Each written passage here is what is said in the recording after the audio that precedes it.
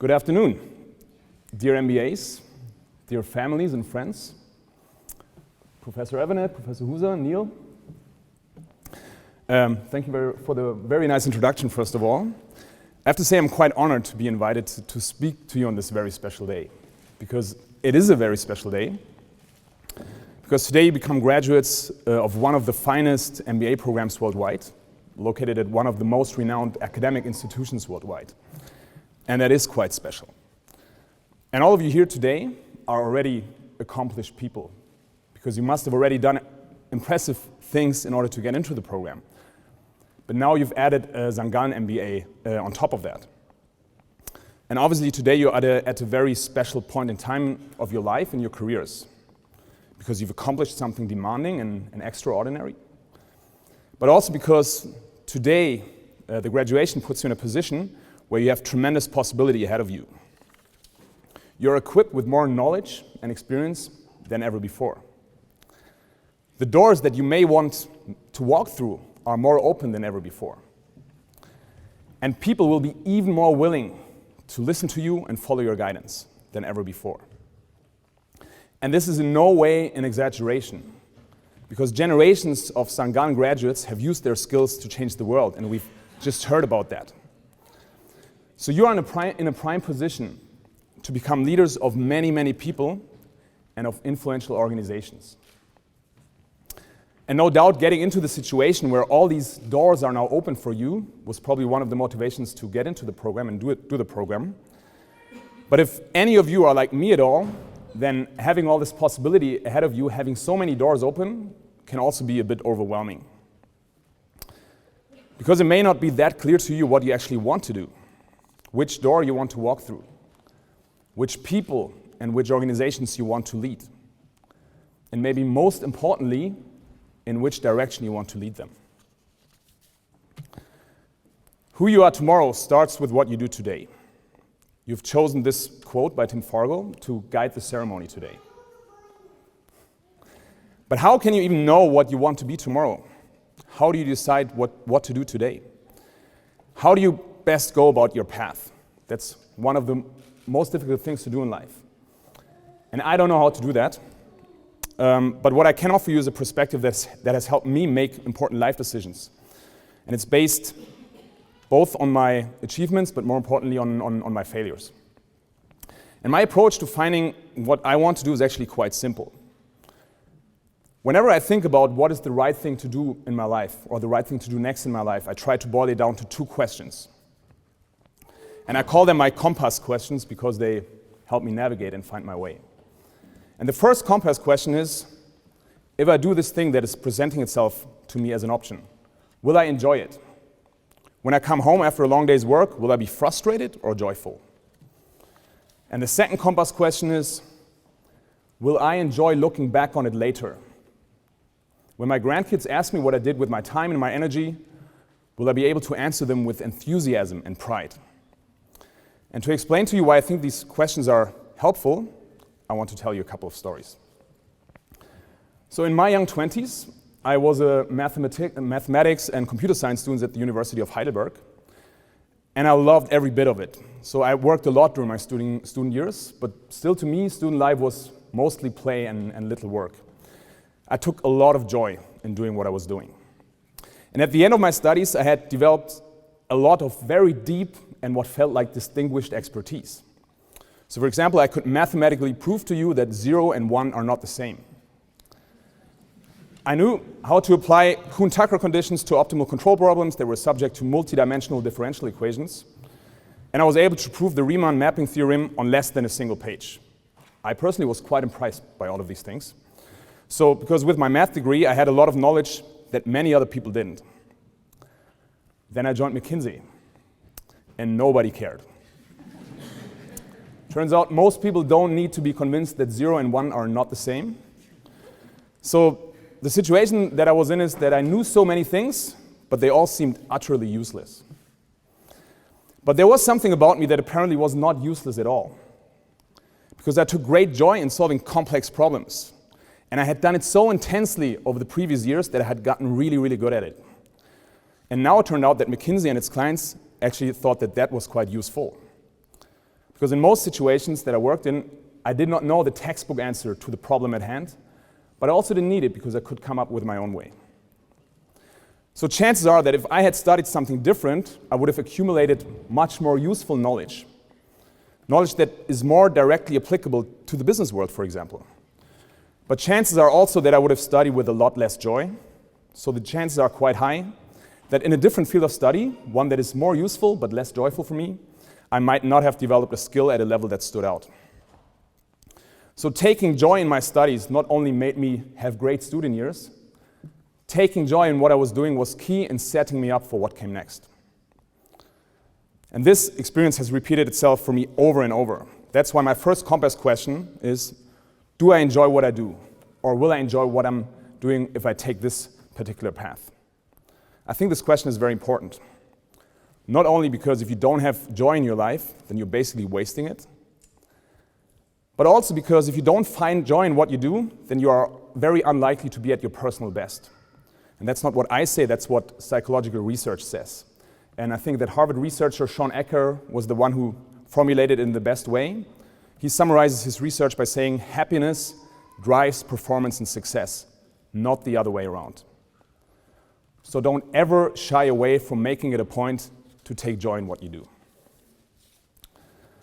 But there's a second question I propose asking yourself, and that is, will I enjoy looking back on what I'm doing later? When my grandkids ask me what I did with my time and my energy, will I answer them with pride and enthusiasm? And to explain that question, I have to tell you a very personal story. So my family comes from a small city named Hof an der Saale in the German region of Franconia. And when I was a little boy, I was very fond of my grandfather. In fact, I still am today, so much that my firstborn son has his name. And that's noteworthy because the name is Rudolf. So you need a certain kind of conviction to name your son that. To me, my grandfather was a very warm and cheerful person and full of mysteriously exciting magic. As a result of World War II, he had an artificial leg, he had many scars, and he had metal splinters all over his body. And to me as a kid, that was fascinating. I could feel the metal splinters when I was touching him. But at the same time, to me, that was simply how granddads were. They had fought in a war, they had lost parts of their body, they had scars and metal everywhere. In the eyes of a 6-year-old, this was neither extraordinary nor frightening. And of course, as I grew up, I learned about the terrors of World War II and the atrocities that the Germans had done to the world, and especially millions of Jewish families. And even though I, at some point in time growing up, made the intellectual connection between the war that my beloved grandfather had fought in and all these German crimes at the same time, I did not immediately make the emotional connection that these things were actually the same. And sadly, my grandfather passed away before I was ever mature enough to ask him about his role in the Third Reich. I know today that he was not a member of the Nazi Party or any of its associated organizations, and that he was never involved in politics beyond his role as a soldier. But like millions of Germans that were born in the time since, I've been faced with unanswerable questions. It was the generation of my grandfathers and grandmothers who did this, who let this happen. How in the world could they have let this happen? In the face of such obvious wrongdoing, in the face of actions that so clearly created misery at a scale unbeknownst to the world for generations to come, how could so many people not take responsibility? One answer that people in the generation of my grandparents have been giving was, we didn't know. It all happened elsewhere, behind closed doors. We had no way of knowing. This may be true, or it may be a thin excuse. Like millions of Germans from my generation, I have never come to terms with this "we didn't know." I've never been able to make sense of it, and chances are I never will. And so, since my grandfather will never have the chance to explain himself to me, there is a dark and gloomy question mark that hovers around my loving memory of him. Did he at least try to do something against what was happening? I really hope he did, but I don't know. So this story, this experience, has had a decisive influence on how I make decisions, because it taught me that not taking responsibility can create gloomy things, even if it's just question marks people have when they remember you. And taking responsibility can mean many things. It can mean taking a close look at what you do today, and it can mean that you think about what all those things you do today will mean for the future. And sadly, that's a very, very difficult thing to do, and I can explain to you why. Because as you all know, in the last 3 centuries, humanity has propelled itself forward with innovation after innovation. We've invented many beautiful things that have changed our lives for the better. So your families are here today, even though no doubt a lot of them live far away. You have access to all the knowledge in the world through the device in your hand. And modern medicine has created a world where 50 is the new 30 and 70 is the new 50. How awesome is that? But when we take a moment to reflect, we see that often enough, well-intentioned innovations can go off track. When humans invented the modern car, it solved so many problems and made our lives so much better, but we didn't know about the long-term effects that the internal combustion engine would have on the environment. When we invented modern agricultural and farming techniques, we were able to feed more people on a predictable scale than ever before and overcome catastrophic suffering from famine and hunger. But we didn't know about the long-term effects on soil and the potential for corporations to exploit this power. When Albert Einstein formulated the special theory of relativity in 1905, he made the intriguing point that a lot of energy might be released from a small amount of matter. But he didn't foresee that this would eventually turn into the nuclear bomb within 4 decades. So even the best intentions can create long-term problems, and not every long-term effect can be anticipated. But this is okay, so long as we as humans take responsibility. Because the important insight here is this: taking responsibility sometimes means cleaning up messes that others have created. Every now and then others will have to clean up your mess, and sometimes you will have to clean up messes that others have created. And this may be even more important today than in the past, because today, as a global society, we face bigger problems than ever before. The climate crisis has our glaciers melting, our oceans acidize, driving more species into extinction in a shorter amount of time than ever before on the planet. Lands become uninhabitable, and more people than ever are forced to flee their homelands. And while millions of people move out of poverty in China and India every day, millions are also cemented into poverty more and more in other countries. You and I may not have created these problems. You and I may not be the root cause of these problems, even though our lifestyles may contribute to them. But these messes cannot be cleaned up by the people who caused them. Partly because it's impossible to say exactly who caused them, but it's also irrelevant. It's on us to take responsibility, and sometimes this means cleaning up messes that others have created. There's something else that is different about today's time. Because what is different about today's time is that we know.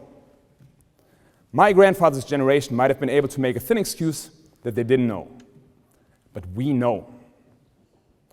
Today, nobody can claim that they didn't know. Just think about how your lifestyle and how my lifestyle, how our sources of wealth make the climate crisis more and more difficult every day. You know. I know. Everybody here in this room today knows. If our kids and grandkids grow up to be reflected and thoughtful people, and there's little doubt that your kids will, then they will ask us what we did about the problems of our time. None of us can tell our grandkids that we did not know. So it's time to take responsibility. And that is especially true for all of us in this room here today. And I'll tell you why. You are the 1%. You have more power, more influence, more resources. You are highly talented and highly educated. You are St. Gallen MBAs. You are leaders, and others will follow you. If you don't make it happen, who will? You are the 1%. But there's another reason. We really have no good reason to not work on these problems. Because let's face it, we have won the lottery of evolution. No other human generation in the history of mankind ever was this safe, this wealthy, this healthy, this free. Our basic needs are covered. You will always be able to provide for your family and friends. The grand majority of our problems are first world problems.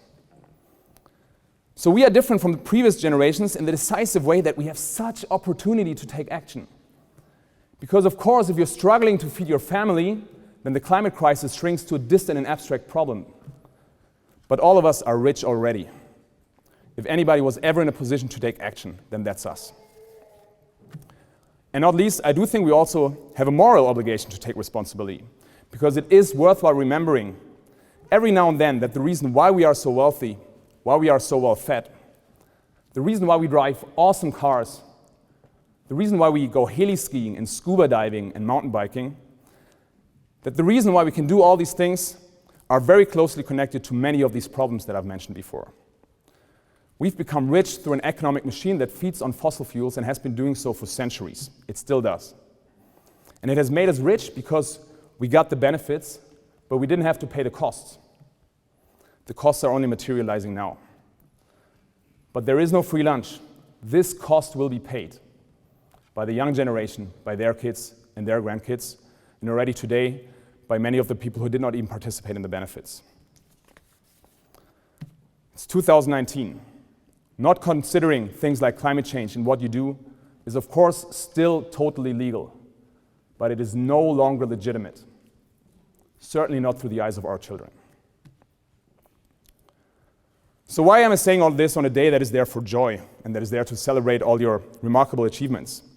Talking about responsibility can sound very heavy, I realize that. But it doesn't need to be. Because I'm saying all of this today because to me the realization that it's time to take responsibility can be absolutely beautiful. Because it can help you find your way. Because it can show you a path to happiness. And also because taking responsibility is actually not that difficult.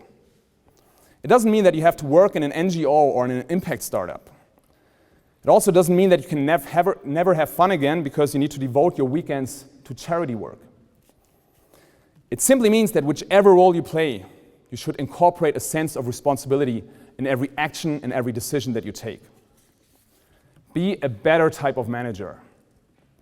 Build a better type of organization. One that is not oblivious to the world's problems. One that cares. Taking responsibility does not mean setting up boundaries for yourself. Absolutely not. It means having a North Star that helps you navigate. A North Star that can help you feel at home within yourself and thereby become successful. It's also beautiful because it provides you with so much economic opportunity. So I work in impact investing. And yes, I do that because I feel a certain sense of duty. But that wouldn't even be necessary. I also do it because I think it's a great area where I can build a great company that is very economically successful. Because after years of working in technology, I'm convinced that solving the climate crisis is the biggest investment opportunity of our time. So taking responsibility does not mean that you have to sacrifice yourself or your career for a greater cause. Quite the opposite. Taking responsibility may be the greatest economic opportunity of our time. So to you, taking responsibility may be the biggest career opportunity of your time. Grab it. It may also be the biggest opportunity you have to lead a happy professional life. So when you move on, I encourage you to think about these compass questions so that they may help you find your way. The one about today, do I enjoy it? And the one about the future, will I enjoy looking back on it later? When my grandkids ask me what I did with my time and my energy, will I be able to answer them with pride and enthusiasm? I would like to close with a thought from one of the nerd comics that I used to read on the internet when I was a student. It was a comic about teaching machines to think like humans, and the philosophical question of what is life came up. So in the comic, a software developer was trying to program a definition of life into the machine. And the definition that the software engineer used was, life is what you're doing right now. Life is what you're doing right now. I've never forgotten this statement. I think about it when I spend time with my son and my wife, and when I work on a cool project. And I also think about it with a cringe when I spend time on 9gag or browsing social media for distraction. Because this little statement is certainly true. Your life is what you're doing right now. It's true at every moment in your life. It's not what you did in the past. You can always start a new chapter. And it's not what you do in the future. So don't waste your life preparing for something that may or may not happen in the future. Do what's important to you now. Because if what you're doing right now is enjoyable and purposeful to you, then chances are that you will be happy. And then chances are that you will be successful too. Remember what the Harvard researchers said. Happiness drives performance and success, not the other way around. Investing in happiness might be your best move. So make your moves. You are some Gallen MBAs now. You are all set to do amazing things. Do them. Do them in a way that is joyful to you now, and do them in a way that you can look back on them with enthusiasm and pride. And for it, I wish you all the best. May you be well. May you live joyful lives. May you have careers that fulfill you. May you find success and joy and happiness. Because if you do, then it will be beautiful for you, but it will also be beautiful for all of us. Thank you very much.